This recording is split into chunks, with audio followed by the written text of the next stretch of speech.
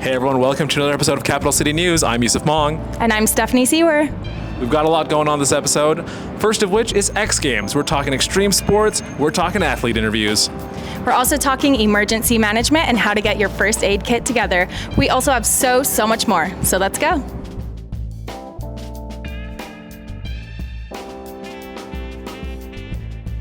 Oh man, you know what these remind me of? X Games, watching some athletes pull off some sweet tricks like a nollie inward heel flip. We went there 3 days, talked to a lot of people, did not know who Nyjah Huston was until after I interviewed him. Very embarrassing. Let's watch. Hello everyone, SLC TV here at the X Games, believe it or not. I still can't believe it. Maybe you can't believe it. We both can't believe it. It has already been quite a day of excitement. I do not know the names for most of these tricks that are happening right now, but it's really, really exciting. Oh, I think we have a Salt Lake City resident, Dallas, who's also here at the X Games. Hey Dallas. How's it going? What are you doing here? I'm a skater, so I gotta come support the boys. Check these guys hucking down the stairs, down the handrails. It's gonna be awesome. I didn't understand half the words in that sentence. So tell me, so who are you looking at? Are you excited to see somebody? Are you for like a specific event, specific athlete? Oh yeah. We already saw the legend Tony Hawk here already. Come on. That was enough right there. We did see Tony Hawk. I can go home happy. I can too, but that's because I'm tired. Right, it's hot out here.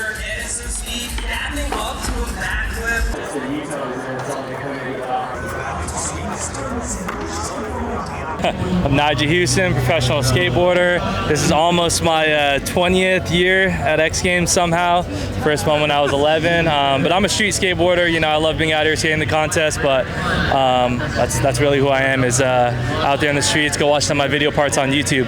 Sweet. So we're here representing the Salt Lake City government. So you can tell us, like, what was it like to compete here, like X Games in Salt Lake City versus other cities? I was just saying in my last interview, it was really great energy out there. I mean, I've skated contests in a lot of places, and it was honestly one of the better crowds I've ever seen. Everyone was super hyped up, so hopefully they bring it back.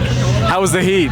The heat was brutal. Today was a little better. Yesterday was, especially doing runs in that heat, not ideal. Yeah. All right, thank you so much for your time. One final thing. Shout out to any of our future generation of skaters here in Salt Lake City. What would you say to them? Future generation skaters, Salt Lake and everywhere, keep ripping, keep pushing yourself, have fun, and don't be afraid to go for it.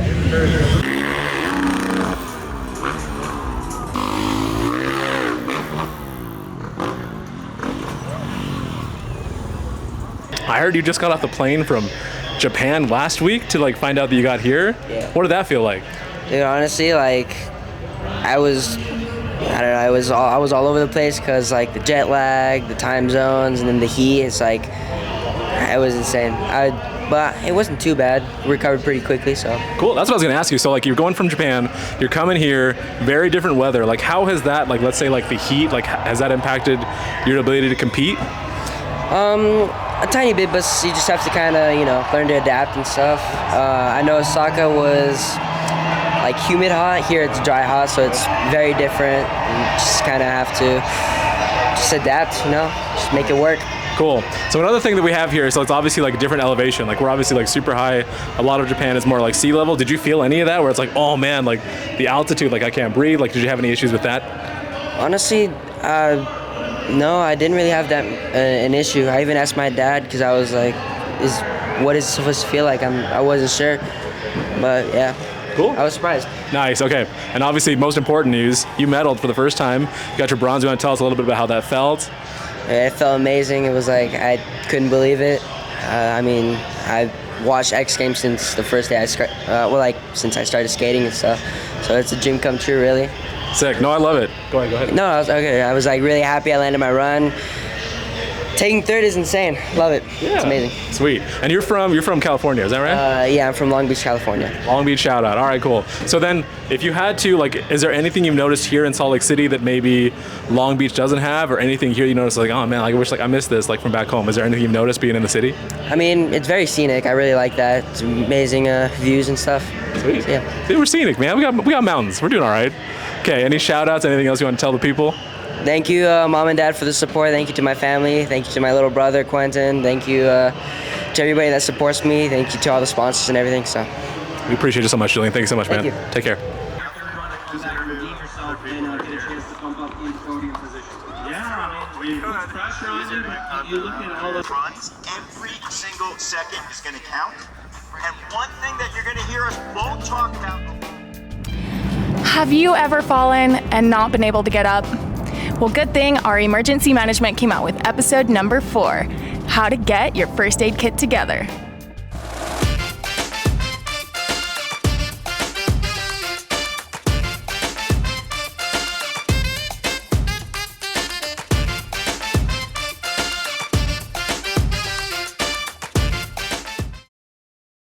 Our emergency management friends have a special day ahead of them. A meeting across the street at the library. Preparations are well underway. Let's watch.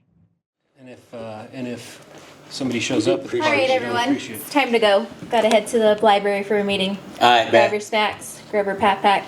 Let's head out. Bet. Leg up. Ah, gotta go get my paper.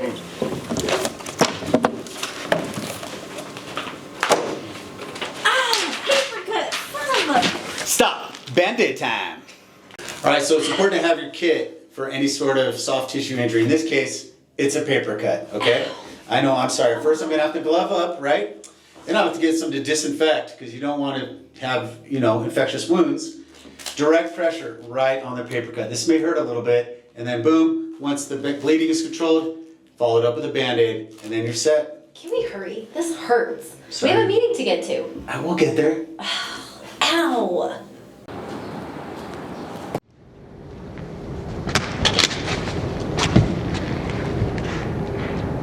My wrist! Stop. Splint time. All right, with any good emergency kit, you're going to want to bring with you a disposable splint. You can find these in any store. You want to form it up to fit the area that you're trying to splint. In this case, it would be the upper arm of Hannah. Form it here, get you some self-adhesive tape, roll it around the injury, make sure you've got good capillary refill and circulation. Good to go. Go up and get some x-rays. You think I'm dramatic? The drama. Guys?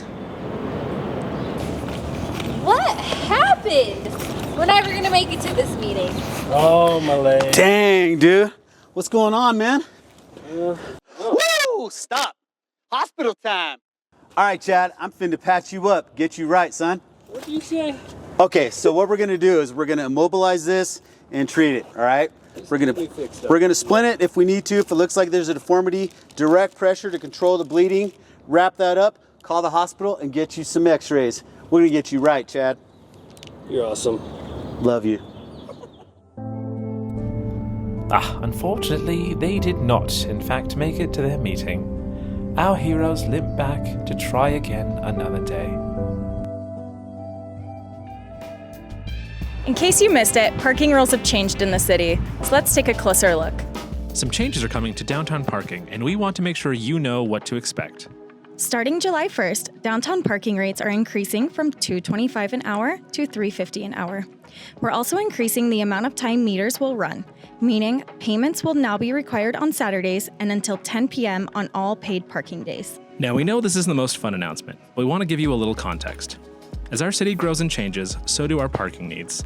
While downtown Salt Lake City was once mainly a commuter area, meaning people came downtown to work and left the city afterwards, we are now becoming an event city, meaning people are spending more time downtown after work and on weekends.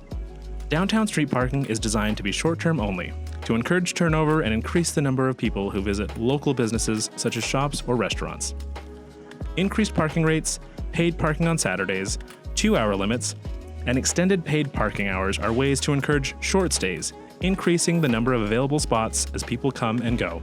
According to a fee study conducted by the city, these new parking rates put us in line with what other cities our size around the country charge. The increased revenue from parking meters will be used towards services like street and sidewalk repairs, bike lanes, and other city improvements. This is also the first parking rate change in the city since 2019. Here are some questions you might have. Will parking still be free on Sundays and holidays? Yes, parking is still free on Sundays and all observed holidays. Where will signage about new parking regulations be posted? Physical signage will be updated on the existing parking spot poles to list the new parking hours. The rate changes will be updated on the parking pay station display screens and on the Park SLC app. Make sure to double check all posted signage before parking to make sure you're not missing something that may lead to a ticket. Will anything else change about the parking process? No. You can still pay at the meters with cash, coin, or credit card, or use the Park SLC app. For any more questions or concerns, check out our website at www.slc.gov/park2025.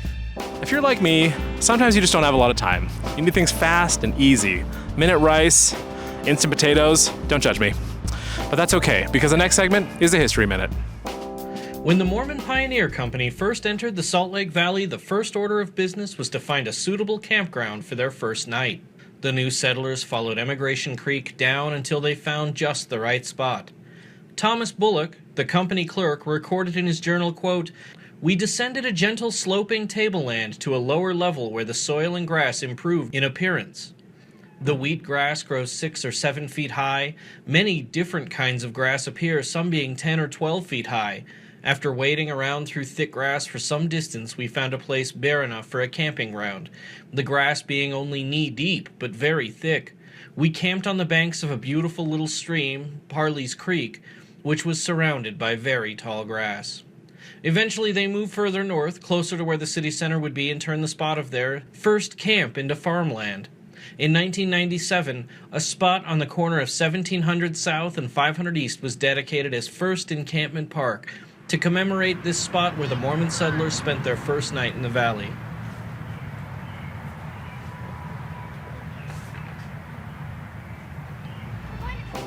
And that's it for another episode of Capital City News. Remember, it's your best way to stay informed and engaged with what's happening with the Salt Lake City government.